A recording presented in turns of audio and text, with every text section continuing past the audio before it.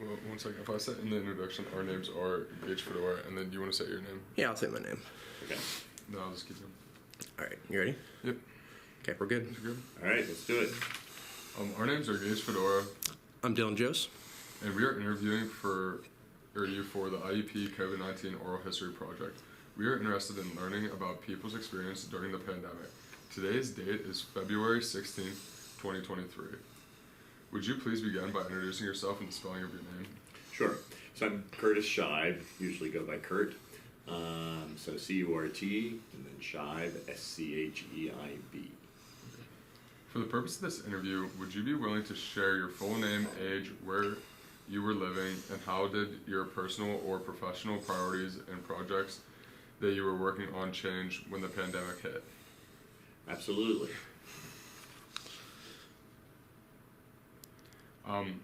What were your responsibilities at the university before the pandemic started, and what did the average day look like? Okay. So I came to IUP in July 1st of 2019 to assume the position as Dean of the College of Fine Arts. I'm actually also an alum from IUP from the 1970s, so I was actually coming back to IUP. So as I came, my position was really to sort of settle in and lead that now former College of Fine Arts. And so that was what was occurring during that first initial year. You received a list of questions before the interview, but where would you like to start? As in, what would you like us to know first about your experience during the pandemic? Well, I think the arc of this is all about change. So for me personally, I came to IUP because I was looking for a change. I had been at my previous place. I was at Seton Hill University for 34 years. So when I came to IUP, I was looking for a new experience and a new challenge, and I was also excited to come back to my alma mater.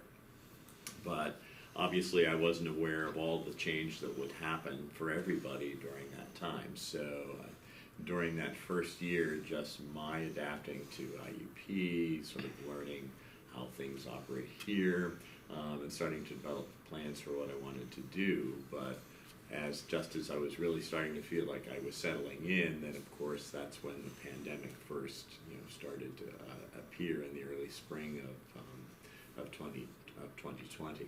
So everything that I had assumed I would be doing got upended pretty much by the arc of what happened in terms of needing to adapt to COVID.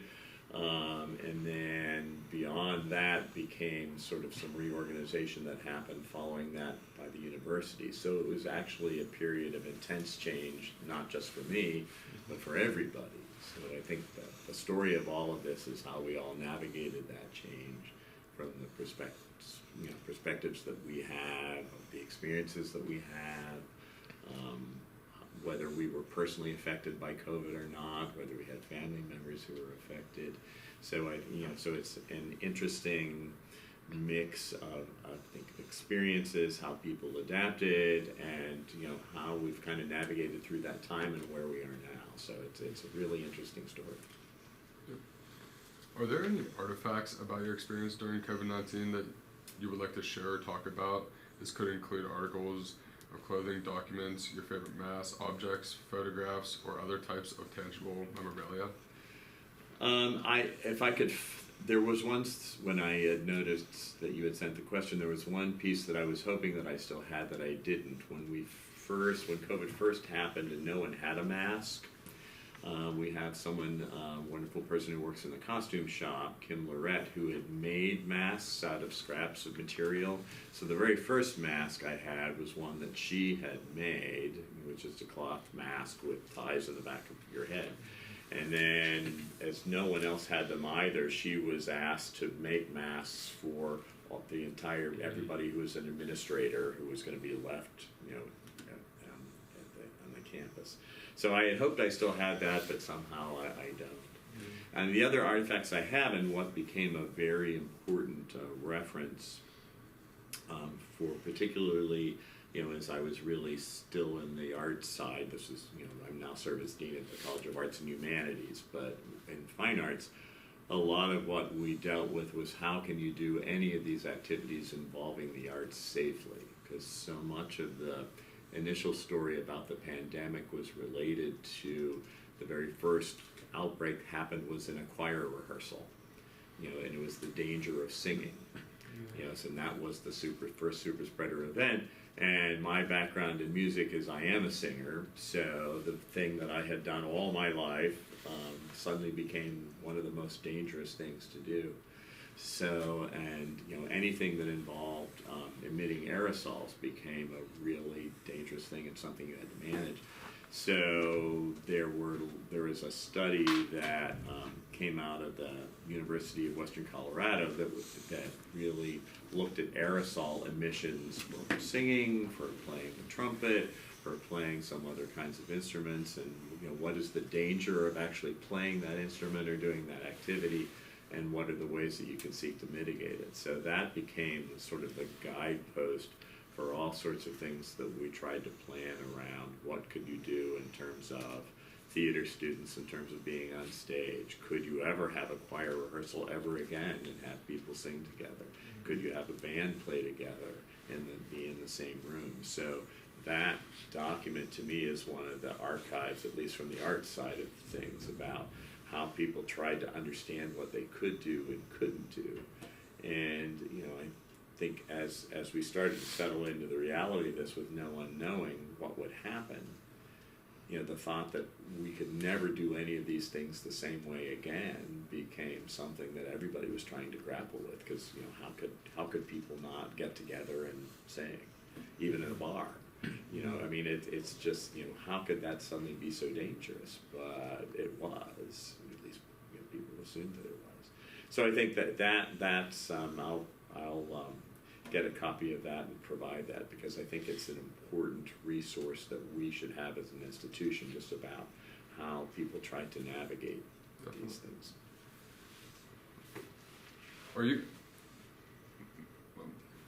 In what ways did the pandemic impact your work? Well, it impacted it greatly. When the campus first locked down, I was one of the last people to leave the building. At that time, the College of Fine Arts office was in Sprouse Hall. And so I remember everybody had gone. I was the last one in the building. I went down to the Wood Center because I knew they had some N95 masks just because of working with wood and the sawdust. So I collected some of those and I left, and didn't go back in that building for months and months afterwards. So just the fact that very act of gathering something and leaving was really profound, just because everybody was gone. And then just settling into the reality of working remotely, of everybody being remote, of students having to learn, online as best we could, faculty, being gone, and so it impacted it greatly. And I would say I'm the type of person that likes to go to a place to do a particular activity. So if given a choice, I would always go to a place that was where I worked to work, rather than working from home. So just adjusting to the idea that I was going to now do everything that I could from the home that I had was tremendously impactful. And then the other piece of that for me personally is I live in Pittsburgh on the south side, but then have an apartment in Indiana because I didn't want to do the commute. Mm-hmm. So I ended up making the choice that my Indiana apartment would become sort of the office. So I actually did spend most of that time working from home, closer to the campus, which seemed to work out better for me because, again, it became a place where I was going there to work. So I think that sort of change in work-life balance, and that all of the work is from home, and how well people can navigate that and create boundaries for it, I think becomes an ongoing issue. It certainly is for me, and I think it's for a lot of people, because then how do you set boundaries? Are you always working because you're always at home, or do you find a place at home that is the workspace, and then you leave it, and then you're not working? So I think that was probably the biggest change for me. So How did you change your priorities, projects, or the kinds of work you did during the peak of the period of the pandemic? You already touched on it a little bit. Yeah, I think mostly, particularly as we pivoted so quickly, is helping faculty and helping students figure out how are we going to do this? How are we going to maintain anything, even approximating ongoing instruction in all of these areas, so that we could, at least in the short term, finish out that spring semester and not just have everybody go home and nothing happens. And I think through that experience, one of the things that came up pretty quickly is there's some kinds of instruction that lends itself fairly easily to distance education. You can do it online, it could even be asynchronous, but there are other kinds of activities that just don't. Again, I had an arts portfolio during that time, so how do you produce a play? How do you have any kind of a rehearsal of any kind? How do you do private lessons for music students? How do art students learn, if they're in a ceramics class, they're not all going to have equipment to do a ceramics class in their houses. So what do you do? So I think sort of helping everybody come up with ideas about how are we going to make something reasonable and effective for students that would get us through that period, I think became the really important question for everybody. And then, of course, at that time, we didn't know how long this was going to last, so getting through that first initial period and then realizing, okay, this is going to be an ongoing enterprise for a while, and sort of trying to assess what worked and what didn't work, what might we do differently, and I think what we learned out of that is the use of technology and play that can serve teaching in ways that people hadn't imagined, and the creative uses of that, which created, sometimes it created new ways to think and learn. Sometimes it created sort of a substitute that kind of worked, but it's not really, where you would want to stay. So I think out of that became, we can create these, everybody in their house recording themselves playing an instrument or singing, and then somebody has to put all that together, and you get some kind of a virtual ensemble or something like that, which is great, but it's still not quite the same thing. So I think there's now pieces of that we can keep, but I think, now that we're back to a more collective instruction about those activities that really require people to be together, I think, where everyone is glad to be back in that space. How have those things changed now that we're returning to more normal activities? Well, I think they've changed in a lot of ways, and it's interesting that even the use of the word normal I've reflected on a lot during this time, because people talk about returning to normal, and then people will say, well, now we're in the new normal. But it also kind of brings up the idea of what is normal. Is there a normal? Because everything keeps changing all the time. And even out of coming back now, whatever we think of as normal has expanded because, some of the tools that we developed we're keeping. People still do Zoom meetings all the time. Sometimes they're in person, sometimes they're Zoom. Sometimes it's more convenient to do a Zoom meeting. Sometimes people are sick to death of doing Zoom meetings.